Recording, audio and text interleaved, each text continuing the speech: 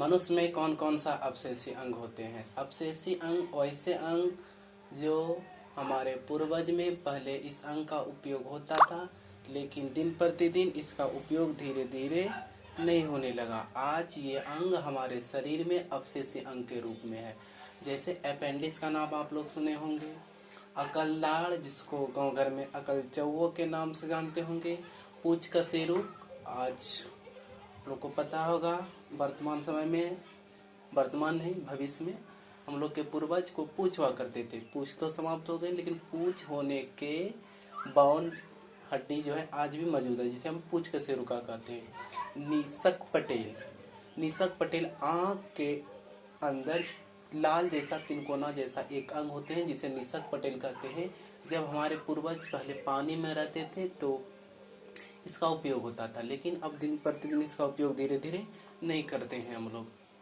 इसके बाद appendix, appendix का काम होता था सेल्यूलोज को पचाने के लिए।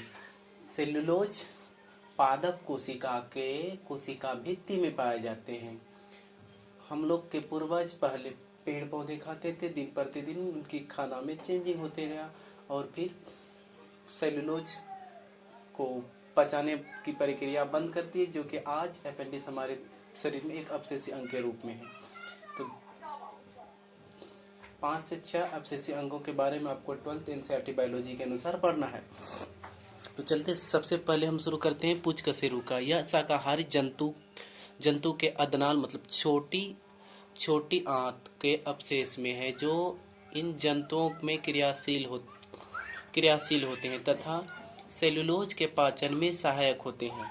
सेल्यूलोज के पाचन में सहायक होते हैं। जब हमारे पूर्वज पेड़ पौधे खाते थे तो उस समय पेड़ पौधे की कोशिका भित्ति में सेल्यूलोज पाए जाते हैं, लेकिन अब तो हम लोग खाना को बनाकर खाते हैं, उसे पका कर खाते हैं, तो ये सेल्यूलोज की पचने की प्रक्रिया बंद हो गई। मनुष्य में क्रियाविहीन कृमिरूप प्रेषेशिका पाया जाता है। कृमिरूप प्रेषेशिका अर्थात अपेंडिक्स। इससे यह पता चलता है कि मनुष्य के पूर्वज शाकाहारी रहे होंगे, लेकिन धीरे धीरे यह सर्वाहारी हो गए। शाकाहारी कहने का मतलब पूर्ण रूप से यह सिर्फ पेड़ पौधे पे आश्रित जो जीव होते हैं या अन्न पे जीव जो आश्रित होते हैं शाकाहारी कहा जाते हैं, और सर्वाहारी जो मांस और पेड़ पौधे और अनाज दोनों पे आश्रित होते हैं उसे मांसाहारी कहते हैं। आज कभी कभी ये अपेंडिक्स जब हमारे शरीर में बढ़ जाते हैं तो ये दिक्कत करते हैं, ये इसमें अन्न के कुछ टुकड़े फंस जाते हैं या तो इनसे दर्द होने लगते हैं। उसके बाद इसको काट के निकालना पड़ता है। काट के निकालने के बाद इसमें कोई समस्या नहीं होती, क्योंकि यह एक अपशेषी अंग है। या आज अभी हम लोग सेल्यूलोज नहीं खाते हैं तो ये इसको पचाने की कोई आवश्यकता नहीं है। पूंछ कशेरुका पूंछ मनुष्य का पूर्वज पहले बंदर था।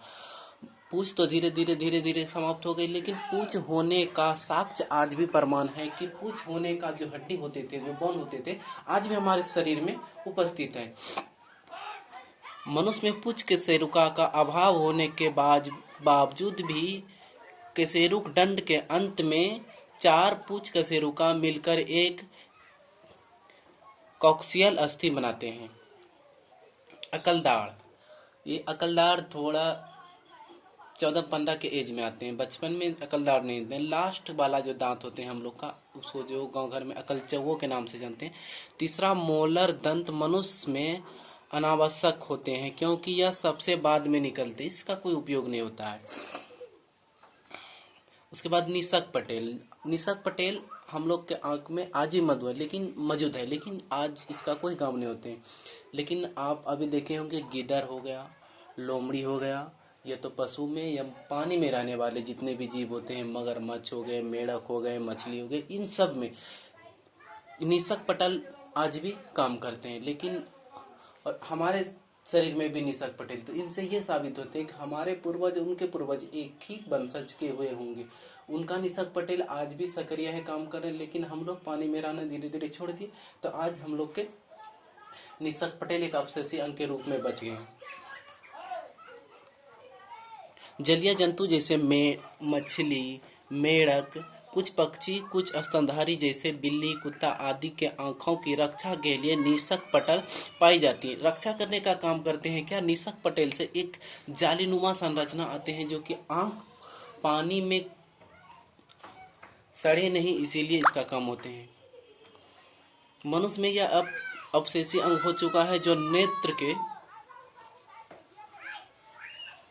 जो नेत्र के भीतर तिनकोना लाल व तिनकोने झिल्ली के रूप में पाए जाते हैं, जिसे पाइलेका सेल्यूलिनेसिस कहते हैं।